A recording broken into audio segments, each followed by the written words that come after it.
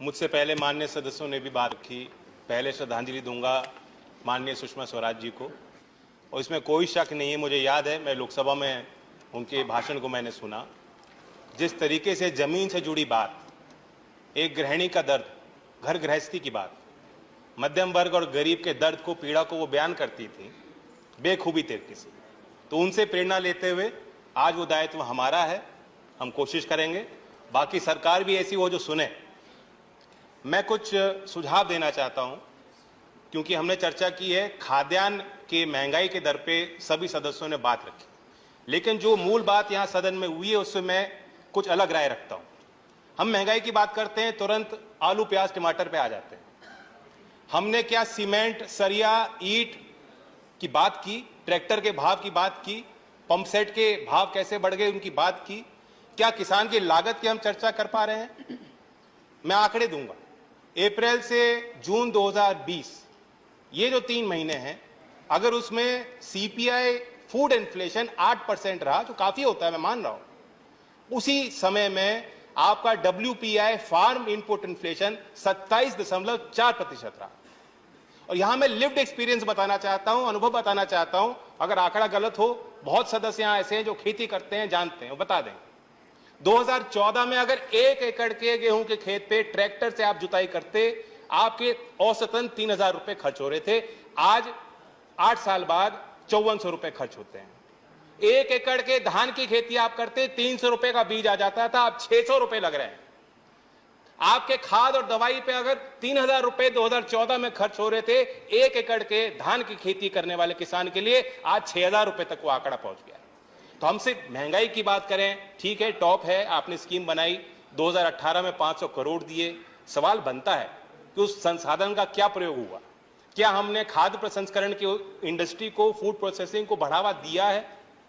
क्या ये सच्चाई नहीं है? क्या टॉप टोमेटो से शुरू होता है, टमाटर से शुरू होता है, टमाटर के प्रोसेसिंग पे आप 12% जीएसटी वसूलना चाहते हो? क्या ये सच्चाई नहीं है कि पोटैटो को प्रोसेस करने के लिए अगर आप चिप्स बनाएंगे, नमकीन बनाएंगे, तो उस पर भी आप 12% जीएसटी वसूलना चाहते हो? ये भी एक कारण है कि जो फूड इन्फ्लेशन है वो बेकाबू हो रहा है। मैं आग्रह करूंगा, वित्त मंत्री को मैं सुझाव देना चाहता हूं कि अगर आप सीपीआई में जो वेटेज है फूड का, अगर आप उसे घटा देंगे तो ये जो चर्चाएं बेवजह होती हैं, आप पे भी दबाव कम होगा। आप तुलना कीजिए, जर्मनी में सीपीआई का वेटेज फूड का क्या है? 8.5%, ब्राजील में 25.5%, चाइना में 19.9%, पाकिस्तान में भी 35% है, हमारे यहाँ 46% है। इसलिए दूध का भाव 1 रुपए बढ़ जाएगा तो त्राही त्राही मच जाएगी, आप पे भी दबाव बन जाएगा और फिर आप व्यवहारिक फैसले नहीं ले पाती हो। हमने देखा है, दुनिया ने देखा।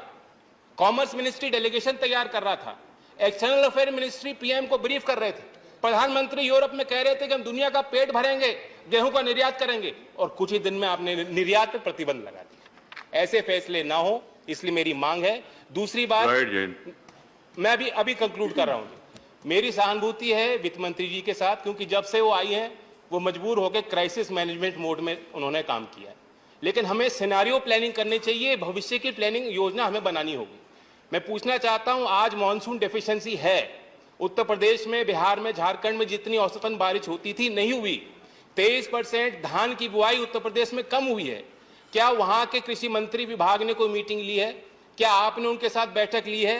क्या आप उनके साथ बैठक लेंगी? उसका जवाब मैं आपके उत्तर में जानना चाहूंगा। और अंततः जो आम आदमी कहता है उसके पास सारी चीजों का समाधान है। मैं बताना चाहता हूं कि एक आम आदमी ने मुझे कहा कि आप सदन में जा रहे हैं, चर्चा करेंगे, वहां ये समाधान दे दीजिए ना। मैंने पूछा क्या समाधान है? उसने कहा सरल है, ऐसी व्यवस्था बना दो, 5 साल तो सरकार रहेगी इनकी, ऐसी व्यवस्था बना दो कि हर 2-3 महीने में कहीं चुनाव करा दो और आप देखोगे सरकार डीजल, पेट्रोल, बिजली कोई भी भाव बढ़ने नहीं देगी।